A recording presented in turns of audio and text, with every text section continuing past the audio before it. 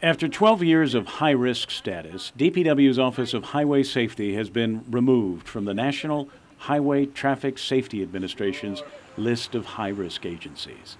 DPW Director Joanne Brown says it could translate into more federal dollars for highway safety programs on Guam.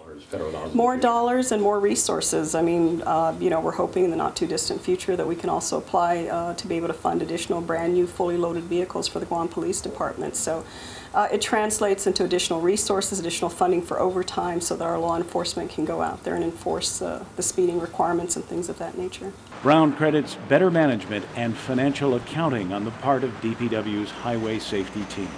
Well, a lot of it had to do, I think, is having leadership and stability in the program, knowing what the requirements are and making sure that we fulfill those requirements in terms of our reporting, in terms of very clear financial accounting of the expenditures of funds, how they're distributed to our sub-grantees, for example, the Guam Police Department, the court, the airport police that we work with, and ensuring that so that there's no question in their mind in terms of how these funds are expended here on Guam. Progress is also being made on achieving the right mix of formulas for the base course and the friction course to finish topping off the paving of the many unfinished road projects on island.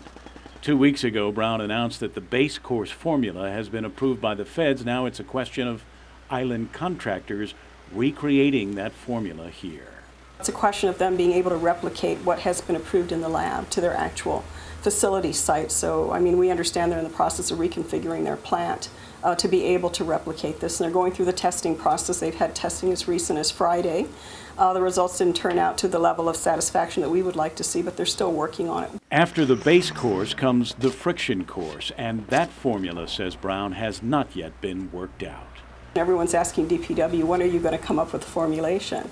But it's really the private companies that have contracted with us, that entered into contractual agreements that they could meet these standards, that have to deliver it. And it's also collectively, as much as we're anxious to have it, it's in their collective interest to produce it because pretty much it's brought a lot of road paving to a standstill. Kevin Kerrigan, PNC News.